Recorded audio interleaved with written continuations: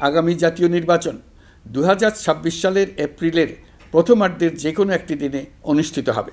এই ঘোষণার ভিত্তিতে নির্বাচন কমিশন উপযুক্ত সময়ে আপনাদের কাছে নির্বাচনের বিস্তারিত রোডম্যাপ প্রদান করবে। আমরা এমন নির্বাচন চাই যা দেখে অভ্যুত্থানের শহীদদের আত্মা তৃপ্তি পাবে, তাদের আত্মা শান্তি পাবে।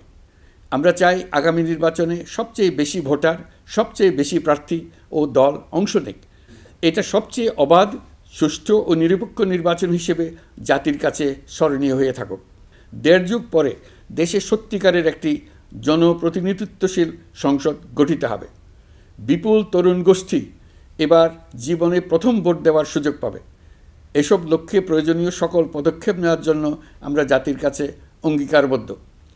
আমি দেশবাসীর প্রতি আহ্বান জানাই, আপনারা সকল রাজনৈতিক দল এবং আপনাদের এলাকার প্রার্থীদের কাছ থেকে সুনির্দিষ্ট অঙ্গীকার আদায় করে নেবেন, যেন আগামী সংসদের প্রথম অধিবেশনেই যেসব সংস্কারের প্রশ্নে ঐকমত্য অর্জিত হয়েছে তা কোনো প্রকার কাটাছেঁড়া ছাড়াই যেন তারা অনুমোদন করেন। আপনারা ওয়াদা আদায় করে নেবেন যে তারা বাংলাদেশের স্বাধীনতা, সার্বভৌমত্ব, আঞ্চলিক অখণ্ডতা এবং জাতীয় মর্যাদার প্রশ্নে কখনো কোনো প্রকার আপোষ করবেন না এবং দেশের বাইরের কোনো শক্তির কাছে দেশের স্বার্থ বিকিয়ে দেবেন না। আপনারা তাদের কাছে সুনির্দিষ্ট প্রতিশ্রুতি আদায় করে নেবেন এই মর্মে যে তারা কখনোই কোনো অবস্থাতেই আপনাদের গণতান্ত্রিক অধিকার ও মানবিক মর্যাদার ক্ষুণ্ণ করবেন না।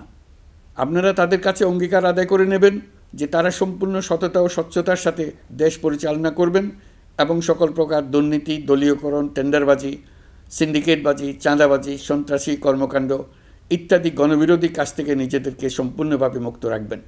আমি আপনাদের আবারও স্মরণ করিয়ে দিতে চাই যে এবারের নির্বাচন শুধু শান্তিপূর্ণ নির্বাচন করার বিষয় নয়, এটা ছাত্র জনতার অভ্যুত্থানের আকাঙ্ক্ষা নতুন বাংলাদেশ গড়ার নির্বাচন।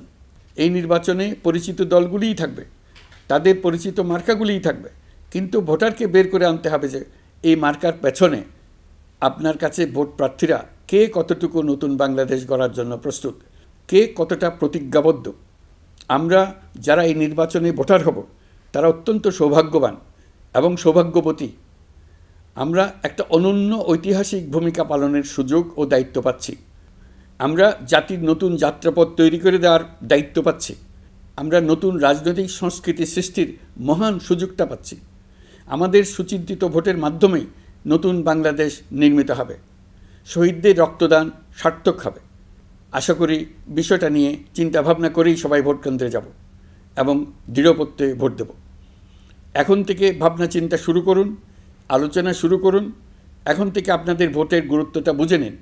আপনার এবারের ভোটের গুরুত্ব ঐতিহাসিক মানদণ্ডে দেখা হবে।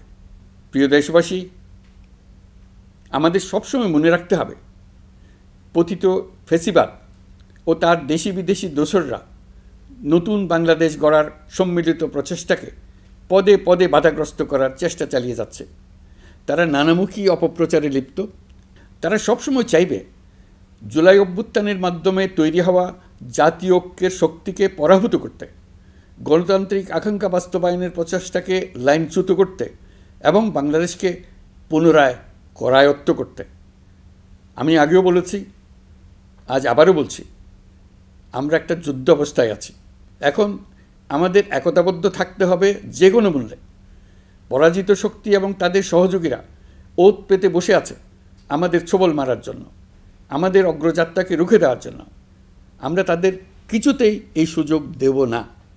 আসুন আমরা আমাদের সম্মিলিত প্রচেষ্টায় প্রিয় মাতৃভূমির স্বাধীনতা, সার্বভৌমত্ব, আঞ্চলিক অখণ্ডতা ও জাতীয় মর্যাদার বিরুদ্ধে যে কোনো আঘাত প্রতিহত করার উদ্দেশ্যে প্রতিরোধের ঐক্যবদ্ধ সুদৃঢ় প্রাচীর গড়ে তুলি। প্রিয় দেশবাসী, সবাইকে আবার ঈদের শুভেচ্ছা ও সালাম জানাচ্ছি। মহান আল্লাহ আমাদের সহায় হন। আল্লাহ হাফেজ।